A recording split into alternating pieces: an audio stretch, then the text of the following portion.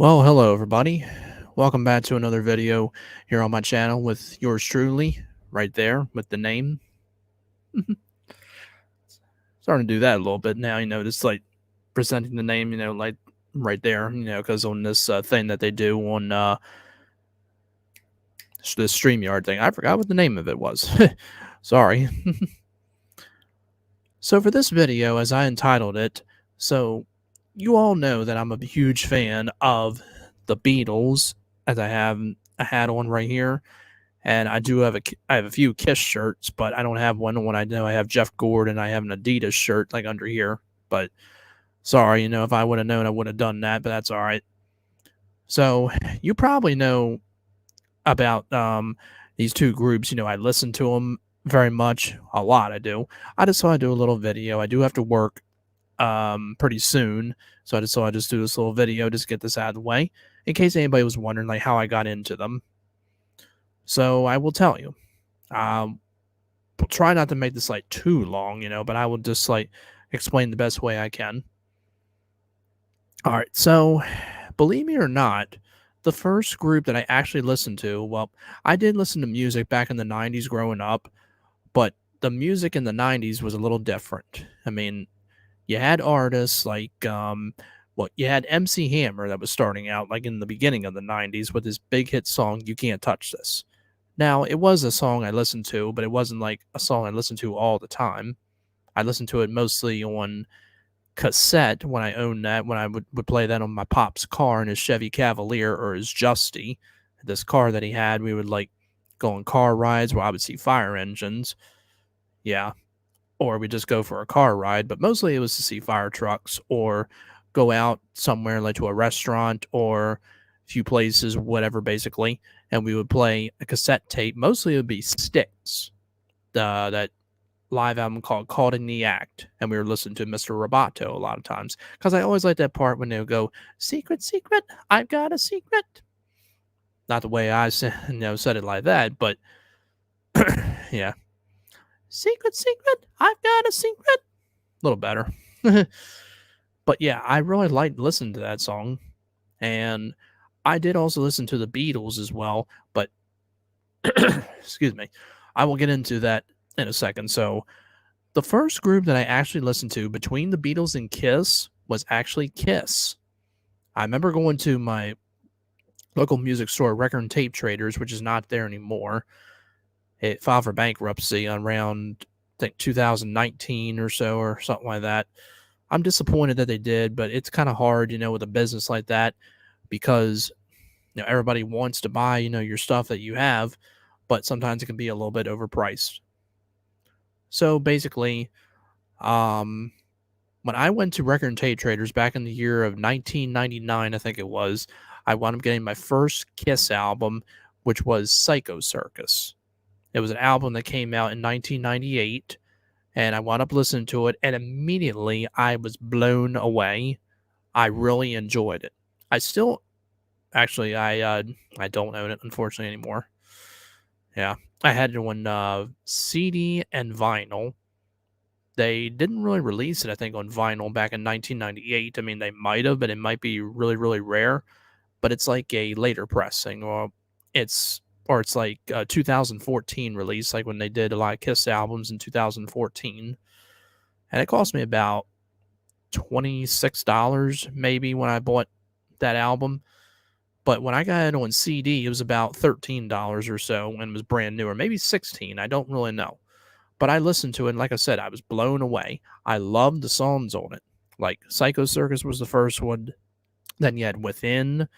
It's not really like a known Kiss song or anything like that, but I listened to it. I listened to it recently at work, and I listened to Circus, and I was like, oh, I haven't heard this song in a while. Then the third song was I Pledge Allegiance to the State of Rock and Roll, another song that is not like a known song by Kiss, but it's a good song. Paul Stanley sends in a lot of great guitar sound and drums as well from Peter Criss. This was not long after Kiss did their reunion tour. They reunited with the original members Ace Frehley and Peter Criss not long after they did the album Unplugged from 1996, I think that was.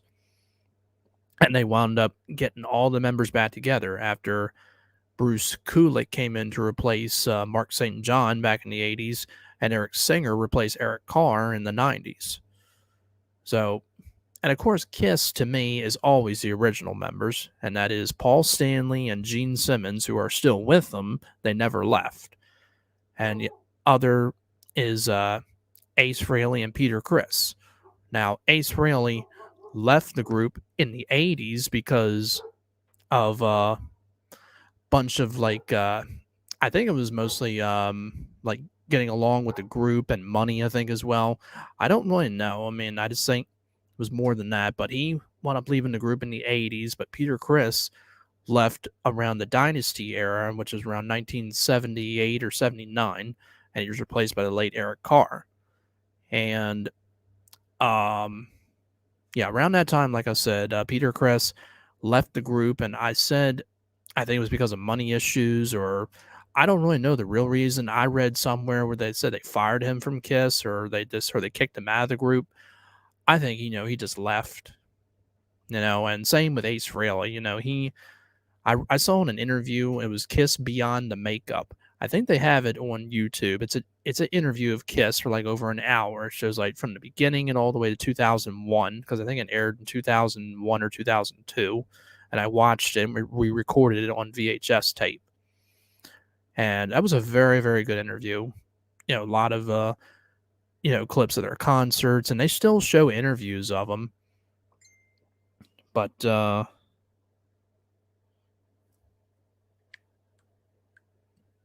yeah, it was a very good interview, like I said, and they showed like the group, and Ace Frehley even said in the interview that he hated that album, Music from the Elder. And I don't know, I mean, because I feel like I want to agree with him about that, because that's really an album, I don't really care for that much, like A World Without Heroes, I think was the only song that was the best on that album. And personally, I don't really listen to it that much. I mean, I did own it, but it's not really an album I really cared for. He said, in that interview that he hated that album, and he took it and smashed it against the wall. Yeah, that was around the time, when he was having his problems, and I mean, I think some of them had drug problems as well too, but I don't really know exactly. I didn't read like their whole biography a lot of times, but Paul Stanley was, in the beginning of the group, and same with Gene. They started the group, and I think Ace Frehley and Peter Criss came along, and they were very young when they formed, like in 1973. They were probably like 21 and 22, but Peter Criss, I think, was like 28 or something like that, because he's like the oldest member of the group. Because Peter Criss just celebrated a birthday recently, yesterday. Happy belated birthday to Peter Criss. And after Peter Criss left, he was replaced by Eric Carr from 1979 to 1991. Then came Eric Singer from 1991 to 1996. Or 97, maybe, I don't know. And then, I think it was 96, because around that time, 96, when they did their reunion tour, and Bruce Kulick came in. Well, after Ace Frehley left, then it was Vinnie Vincent who came in from 1983, I want to say, to 1985, I'm guessing, or maybe shorter than that. Then came Mark St. John, I think, for just maybe 2 or 3 months or so, but unfortunately he passed. And then he was replaced by Bruce Kulick, who was from the group, I want to say, from 1985 to 1996. Again, I'm guessing. Yeah, rest in peace to both members, Eric Carr and Mark St. John. Then they did the Revenge Tour after the unfortunate passing of Eric Carr, and Eric Singer replaced him. Now, I'm going to be honest, Eric Singer is okay. Eric Carr was actually very, very good. He was a very good drummer. He was even good in singing as well, too. I saw a clip of him doing Black Diamond from Largo, Maryland, when they were doing a concert, and it was during the 1981 era, maybe Unmasked, or maybe still during the which is it, the Dynasty era, I think. So yeah, I mean, he did other songs as well too. I mean, he just absolutely tore it up on drums. Peter Criss, did as well too, and Eric Singer I know probably can too. But I'm just more of a fan of Eric Carr and Peter Criss. Nothing against Eric Singer, but I'm just saying. Then, as I mentioned about Ace Frehley, so Ace Frehley returned to the group from 1996 to 2004, I think, or 2002, maybe something like that. I think it may have been 2002 because around that time he left the group again, and in the 80s he formed a group called Frehley's Comet, which I think he still does to this day, but I don't know if he does. He probably just does like solo stuff, but he also did do some tours with Alice Cooper, and he still looks pretty good on guitar. And I really wish he was still with the group. I don't really like the new guy, which is Tommy Thayer. I mean, he now doing the spaceman thing, with wearing the spaceman outfit and all that. But when Eric Carr and Vinnie Vincent joined, they did not, take the personas, of those two guys. Like Eric Carr wound up becoming the Fox. He had like his own makeup thing that they put him in, and they should have kept that. But in 1983, I think it was, Kiss wound up taking off their makeup, and they would do that from 1983 to 1996. And people really did like it when they did not have the makeup on. I liked it as well, but I think I liked them better when they had their makeup, because to me that's Kiss. It's still Kiss, without their makeup, but I think it's better, when they had their makeup. So, and Vinnie Vincent was the Anka Warrior. He was not the spaceman. Can you imagine if Ace Frehley, when he left the group and they gave the spaceman, outfit to Vinnie Vincent? I don't think that would have worked out good. And same with the Cat Man, which is what Peter Criss is, the cat, and they give that to Eric Carr. I mean, I don't know. Eric Carr may have worked out, but the Fox one that he did was still good. Or if Bruce Kulick came along and they still were doing the makeup, would they given him the spaceman outfit, maybe, or the makeup, or both, possibly, maybe not, or Mark St. John, but after that, when they wound up taking the makeup off, and they still made a good amount of albums and did a lot of concerts too. Yeah. But like I said about the makeup thing, but now you got Tommy Thayer, who's doing the spaceman thing, and Eric Singer with the Catman attire. And to me, they shouldn't be doing that. It needs to be only to the original members, and that's Ace Frehley and Peter Criss. And I wish that they were still with the group. I wish Ace Frehley was, but Peter Criss, I know he's retired from Kiss, because I don't think he really plays anymore.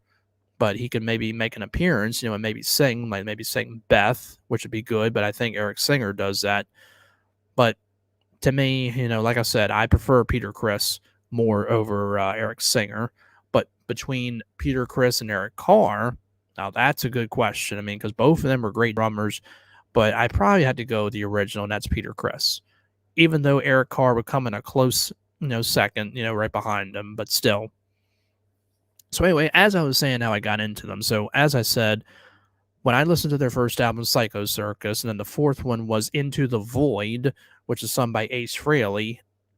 Ace Frehley also sang Shock Me and New York Groove. He's also a very, very good singer in the group. I mean, Vinnie Vincent, I never really heard him sing, but I have to listen to maybe some of the songs on the album Creatures of the Night or Lick It Up, but because that was 2 albums he did with Kiss, even though Ace Frehley was on the cover of Creatures of the Night, but he did not play a single song. From what I heard, it was only Vinnie Vincent.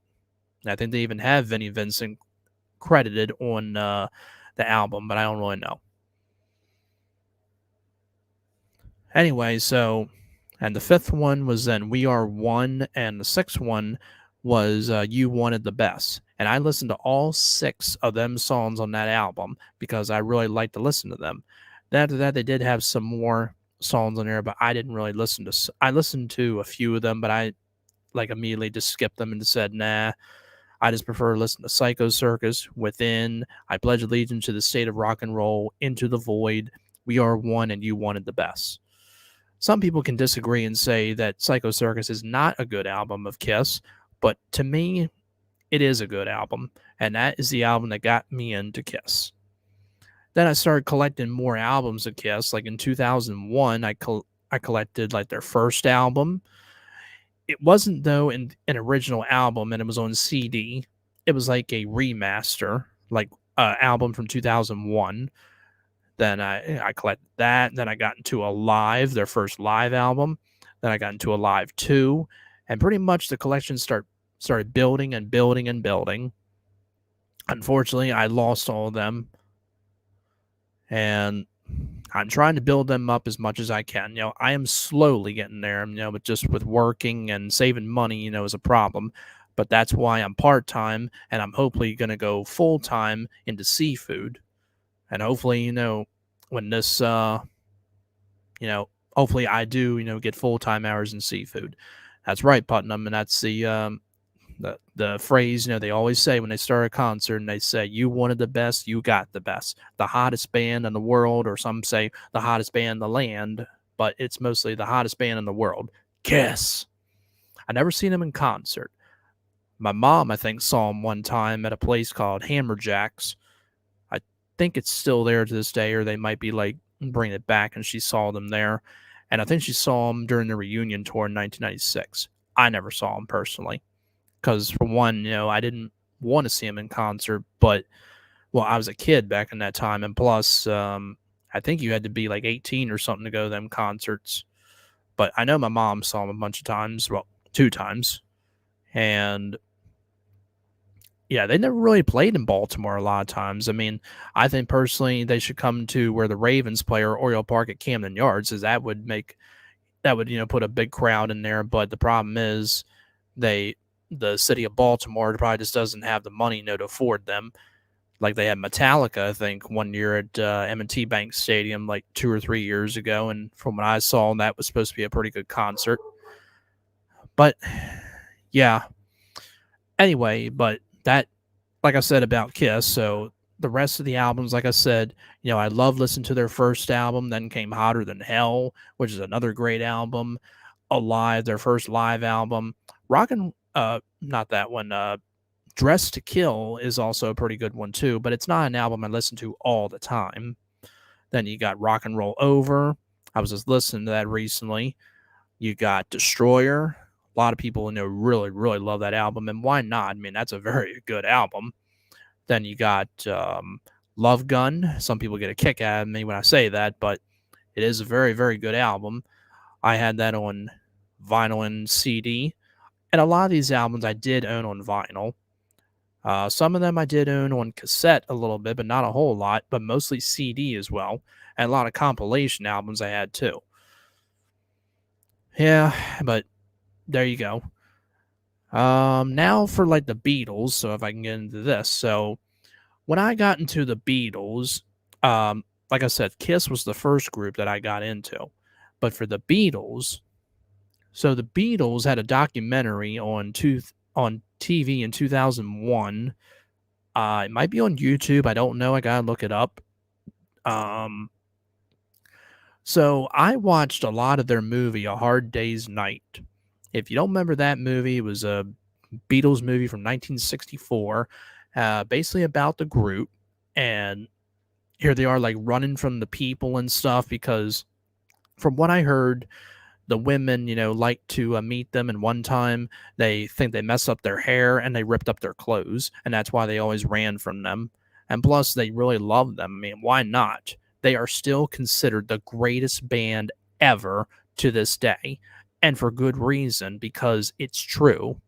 It's damn true, as Kurt Angle would say. But yeah, I mean, people can say Queen is the greatest band. Well, Queen is good, but you have to consider the fact that the Beatles have more songs than Queen does. The Beatles have been together only from 1960 to 1970, or 1962. I think it's 1960 to 1970, because they're only together, I think, for 10 years.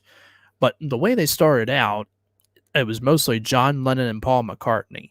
Then after that, I think it was Stuart Sutcliffe and Pete Best. But after that, it became George Harrison when he came along, and then Ringo Starr, like in 1962, maybe something like that. I don't know. Like, the way they started in the beginning, they were called the Quarrymen. That's how they started. And by the way, I forgot to mention, when Kiss started, originally their name I think was going to be Wicked Lester, or I think it was that name like at first, but then they changed it to Kiss. They made like appearances on the Mike Douglas show. They did that. Then they were on David Letterman, maybe Jay Leno, and a bunch of other talk shows, and they did a whole lot of concerts. Yeah, but you know what I said about Kiss. But for the Beatles, so when I got into them, I purchased my first Beatles album in 2001.